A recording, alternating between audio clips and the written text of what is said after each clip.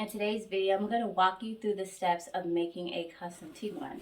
So I already have her box here. She's getting this shipped, so I'm going to go ahead and put the things that are needed in her box. So I'm going to put in some shredded paper. So I already have her order, her packing slip in here. And then I also have her thank you card. So I have that and her thank you. That's going to go on the bottom. I don't seal it, just, germs, and so she can reuse it if she wants to. All right, and then if you get a custom tea order, or if you do my program, which is my Herbal helper system, and you get products, you do consults, and you get this as well, which is just lets you know the organs, their systems that we're focusing on, tells you more about them, tells you more about the herbs, what they do, and how they work. So I have that in here. It's laminated, ready to be used. All right, and then I'm going to put her freebies in here, which includes, she has a wooden spoon and scoop. I actually forgot one of them, which is my honey dipper. And she's also going to get, so you want to make sure if you're making tea blends, you want to make sure you at least ask them if they have a mechanism to make the tea. And so we have here 2 different strainers. One's a heart strainer and one's a ball strainer in here. All right, here's her little honey dipper as well. All right, so on this side is where she'll have her tea. So let's go ahead into that process. So how it works is usually they fill out, so for my process for teas, or whether you do consults, whatever, you have to fill out a form. So of course I'm not going to show you guys, but you want to ask questions like, what are they already eating and drinking? If they have allergies, if they have preferences for certain types of taste, is there anything that they're not open to trying? If a person really can't stand anything that does not taste sweet, then you want to take that into account when you're making a tea blend for them. You also want to know if they're taking any medications. And I find whenever people do have medications, it is a little bit limiting on the formula depending on the type of medication. So please, if you can try to take herbs before you get sick, it just makes it so much easier for the herbs to work and for your herbalist who's trying to help you as well.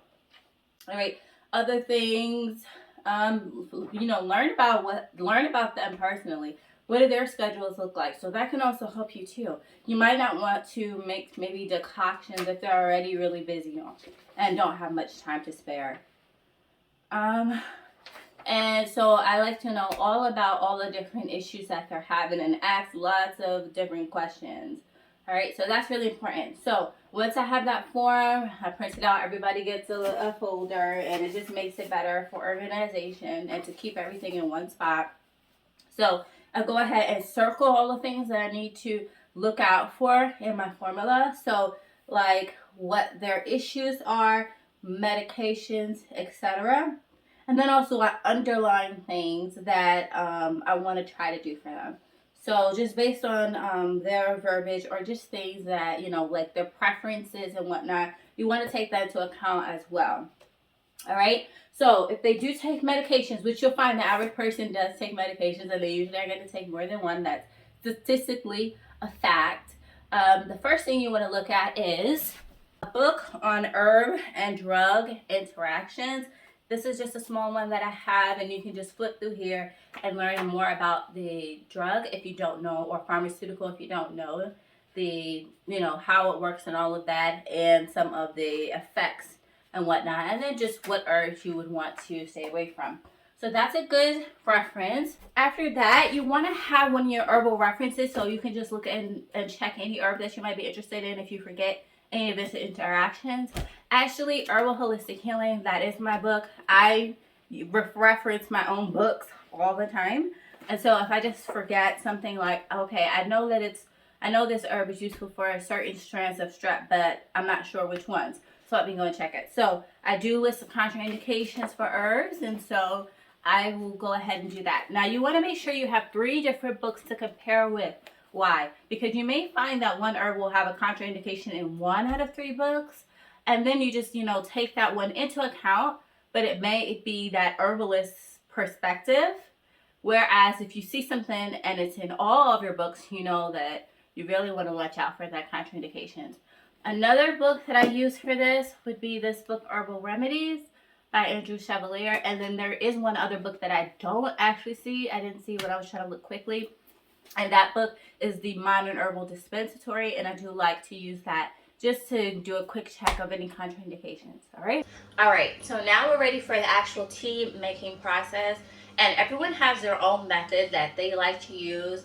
Personally, for myself, I don't make tea blends the first day. I always wait till the next day. It gives me time to kind of marinate and really meditate on what I think the person needs. And it just gives time also for me to sleep on it as well. So what I do is I just brainstorm all throughout the day. I'll write down certain herbs that first came to my mind, other herbs, and then I'll basically have a list of herbs that I'm going to narrow down. So most of these herbs are going to be for an infusion. So I'm going to go ahead and take off the herbs that would be for a decoction, because I really don't want to do that because she's very busy. So I want to make it as easy as possible for her. And so then from there, I don't write down formulas. I do them as I go. So I'm going to start picking and pulling the herbs that I have on here, which include oat straw. I have corn silk. It's over here, so I won't be able to get that one. Fennel seeds, chickweed, also red clover, have hawthorn leafy flower, which is this one here, roses, and I don't have to use all these herbs. These are just the herbs that pretty much came up in my mind. And what I'll do is I just kind of free flow with the formula, and so some herbs might not get used and some herbs will. That's just how it works. And let me just get the corn silk. Alright, so then I just get my tools. Usually I use a tablespoon, a teaspoon, and I'll use a 1/4 cup usually when I make my blend. But I'm just going to use a tablespoon and teaspoon. This bowl is actually too big, but this one's too small, because I'm making so that it can last about 2 months. Alright, so I do know predominantly I really do want this corn silk. It's really needed. This is corn silk that was gathered right from my garden. I'm just going to break it up a little bit. I might need to get a kitchen scissor just to break it up a little bit more. And after I do each ingredient, I'll just stop and write down how much I use. So I'm making the formula as I go. And it's a relatively safe herb. So what I find is when people do have medications like high blood pressure, that's the main one, and it can be hard to work around that. I find that I just mostly kind of give them herbs that are for children, the ones that I know are really safe. Alright. Why do I write down the formulas? One, because if the person wants to get more, I'll have the recipe made for them and already written down. And also, I give it to them. So if they decide that they want to, because some people are just not good at making blends, but they would put the herbs together and they do want to get into making their own teas and whatnot. And so it gives them that option. And it's just to also be very transparent, let them know what is going into their tea. All right, and next we have oat straw. And this is why it's very important to learn about people's allergies, because some of these herbs can come into contact with some allergens.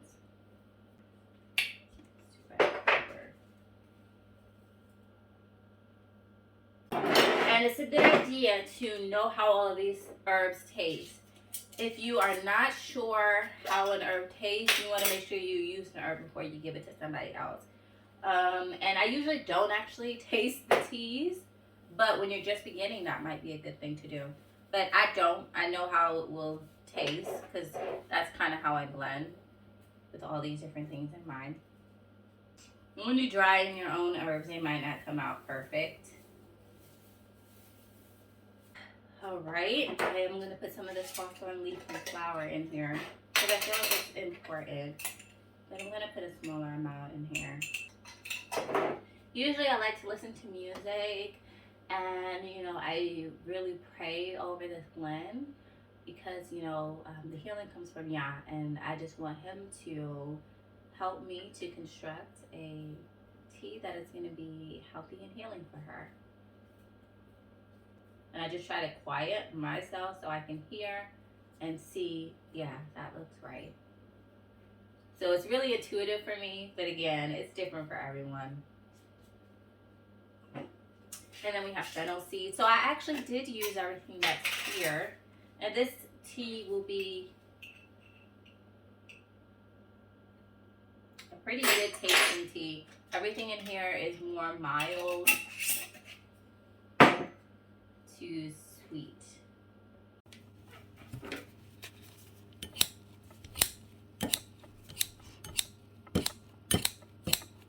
So before I mix it, I'm just going to make sure I cut this up a tad bit more, so that it can be dispersed throughout the tea.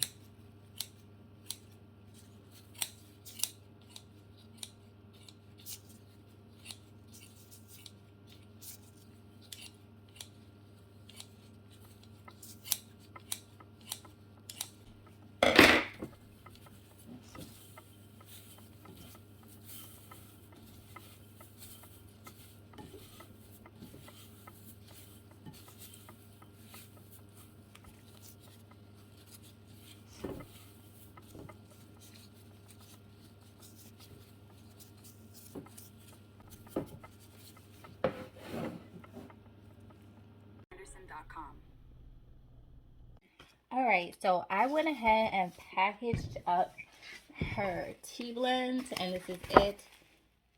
Tried to make it fit because I felt like the next size up was just a little too big. And so next, all I'm going to do is write out the ingredients on here for her label. I'm not going to do that because it's her formula, so I'm not going to share it with anyone else. But I hope you guys enjoyed this video and the step-by-step walkthrough on how this came together. And I'll see you guys in the next video. Bye.